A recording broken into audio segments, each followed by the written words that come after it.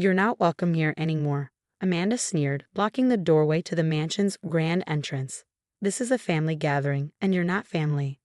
Behind her, I could see the warm glow of Christmas lights and hear the laughter of relatives enjoying the annual holiday party. My father-in-law's voice carried from somewhere inside, telling one of his favorite stories. I gripped the homemade apple pie tighter, my mother's recipe that everyone had always loved. Amanda, I've been coming to these gatherings for 8 years. Just because your brother and I are divorced. Exactly. She cut me off, her perfectly manicured finger pointing at my chest. You and Michael are over. That means you're out. We're done pretending you belong here. She grabbed the pie from my hands. Thanks for the dessert, though. Now leave before I call security.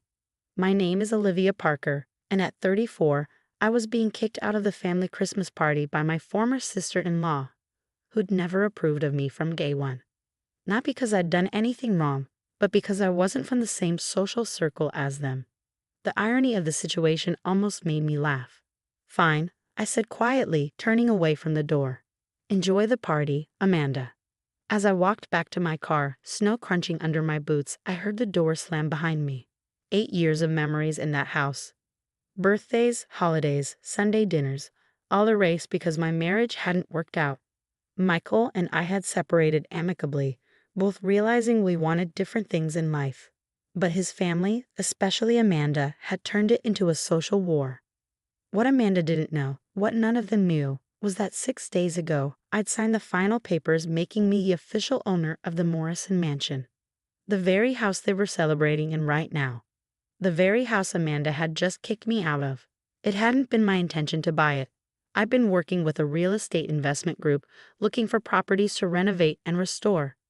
When the Morrison Mansion came up for sale, I almost ignored it. But then I saw the price, barely half of what it was worth. The previous owner, old Mr. Harrison, had been desperate for a quick, quiet sale. I did some digging and discovered why. The Morrisons, my former in-laws, had been renting the mansion for the past 5 years, presenting themselves as the owners to their social circle. But they'd never actually bought it. They'd been paying rent to Mr. Harrison while telling everyone the house was their family estate. Now they were 3 months behind on rent, and Mr. Harrison wanted out. I sat in my car, watching the party through the frost-covered windows. The mansion was beautiful, especially in winter. Its stone facade and towering windows reminded me of something from a fairy tale. I'd fallen in love with it the first time Michael brought me here. Now it was mine, and they had no idea. My phone buzzed. A text from Jessica, my best friend and real estate partner. Did you tell them? Amanda kicked me out before I could. Gee, when are you going to drop the bomb? Not tonight. Let them have their party. You're too nice. I'd walk right back in there and announce it to everyone. I smiled at Jessica's message. She'd never liked how Amanda treated me, always telling me to stand up for myself more. But revenge wasn't my style. I hadn't bought the house to spite them. I'd bought it because it was a good investment. The fact that it would force them to face their lies was just a bonus. The next morning, I met with my lawyer, Emma, to discuss next steps. The previous owner had asked me to honor the existing rental agreement for at least 2 months, giving the Morrisons time to find a new place. I agreed, but there was still the matter of their overdue rent. They need to pay what they owe, Emma said, spreading documents across her desk. Mr. Harrison has provided all the payment records. They haven't paid rent since October. I nodded, looking at the figures.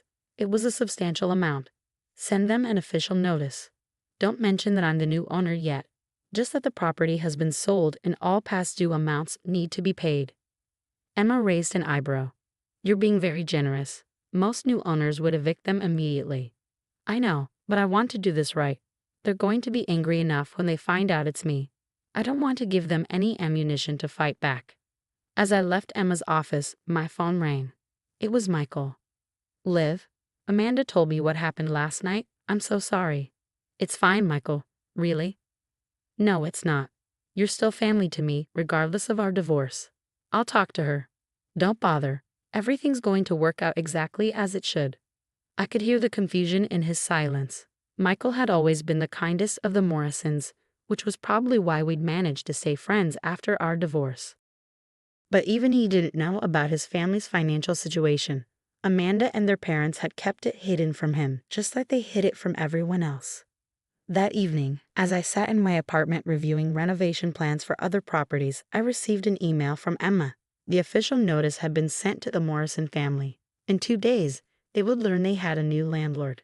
In 2 days, their carefully constructed facade would begin to crack. I poured myself a glass of wine and looked out at the city lights. 8 years ago, I entered the Morrison family feeling like I didn't belong. Amanda had made sure I never forgot my common background, my lack of social connections, my ordinary job in historic preservation. She never knew that while she was looking down on me, I was building my own success, one property at a time. Now I owned the very symbol of their supposed status. The mansion they pretended was their family legacy, the home they used to maintain their social standing. And soon, very soon, they would have to face the truth, not just about the house, but about themselves. I picked up my phone and texted Jessica back. Notice has been sent. Let the games begin. Her response was immediate. Finally. Can't wait to see Amanda's face when she finds out who her new landlord is. Neither could I, if I was being honest. Neither could I 2 days later. I was in my office when Emma called. They've received the notice, she said, trying to suppress a laugh. And they're having quite a reaction. Amanda's already called 3 times demanding to speak to the new owner. I leaned back in my chair, imagining the chaos unfolding at the mansion. What did you tell her?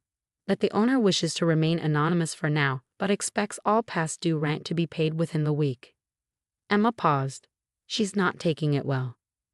Just then, my phone lit up with a call from Michael. I've been expecting this. Liv, did you hear what's happening? His voice was tense. Someone bought the mansion. My parents are freaking out, and Amanda's on a warpath. Really?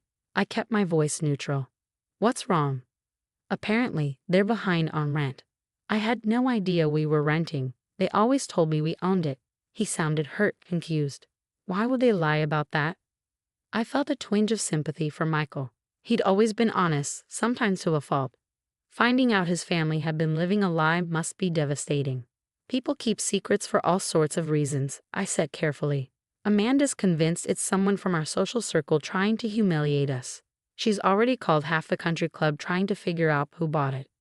I had to bite my lip to keep from laughing. Amanda had always been obsessed with social status, constantly worried about what others thought. This situation was her worst nightmare come true. Later that afternoon, I drove past the mansion, curiosity getting the better of me. Amanda's red Mercedes was in the driveway and I could see her pacing in front of the large bay windows, phone pressed to her ear. Even from the street, her agitation was visible. My phone buzzed with a text from Jessica. Your SIL just called my real estate office trying to get info about the buyer. Should have seen her face when we told her all inquiries go through Emma. I smiled, typing back. How long should we let this play out? Let them stew for a few days. They need to understand they're not in control anymore. She was right. The Morrisons had spent years maintaining their facade of wealth and ownership. A few days of uncertainty wouldn't kill them. But the universe had other plans. The next morning, I received an urgent call from Emma. They're trying to claim adverse possession, she said, sounding both amused and annoyed. Amanda's found some lawyer who's telling them they might have a claim to the property since they've been living there for 5 years. I sat up straighter. Can they do that? Not a chance. They have a rental agreement and have been paying rent, albeit irregularly. That negates any adverse possession claim.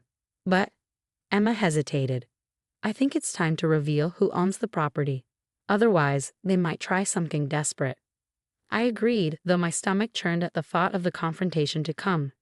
Set up a meeting. Tomorrow, if possible. Let's end this. Emma arranged for the meeting to take place at her office. I arrived early, settling into a chair in the conference room, while Emma reviewed our documentation one last time. They're here, her assistant announced, and moments later, the door opened. Amanda strode in first, looking immaculate as always in her designer suit. Her parents followed, then Michael, who stopped short when he saw me. What are you doing here? Amanda demanded, her perfectly lined lips curling into a sneer. I stood up slowly, smoothing down my own suit, not designer, but well-tailored and professional. I'm here because I own the mansion. The silence that followed was deafening. Amanda's face went through a range of emotions: shock, disbelief, rage. Her mother gripped her father's arm, both of them pale. Michael just started laughing. "This is a joke," Amanda finally sputtered. "You can't possibly. You don't have that kind of money." I slid the property deed across the table. "Actually, I do. I've been investing in real estate for years. The mansion was a good opportunity. Undervalued, great location, solid structure." But, Amanda's mother stammered. "You have two options," I continued, my voice steady. "Pay the overdue rent and continue your lease for 2 more months while you find a new place, or leave immediately. You can't do this to us." Amanda's voice rose to a shriek. "This is our home." "No," I corrected her. "It's my property, which you've been renting and lying about." Michael stepped forward, still chuckling. "This is perfect. Absolutely perfect." He turned to his family. "All those years you spent looking down on Olivia, and she ends up owning our supposed family estate." Amanda looked like she might explode. "You knew about this," she accused her brother. "Not until just now," he replied, "but I have to appreciate the irony." Their father finally spoke up, his voice tired. "We'll pay the overdue rent, and we'll be out in 2 months." Amanda whirled on him. "Daddy, no. We can't let her win like this." "Win?" I interjected. "This isn't about winning, Amanda. It's business. I bought a property that was for sale. What happens next is up to you." As they filed out of the conference room, Michael lingered behind. "I'm sorry," he said. "About everything." I shook my head. "Don't be. You were never the problem." He smiled. "No, I wasn't. But I never stood up to them either." He turned to leave, then paused. "You know what the funny thing is? You finally got what you always wanted, their respect, even if it's grudging." I watched him go, thinking about his words. Respect had never been what I wanted from the Morrisons. All I'd ever wanted was to be treated like a person, not a social climbing intruder. Now, ironically, I had become exactly what they had pretended to be, the owner of their precious mansion. 3 weeks had passed since the meeting in Emma's office.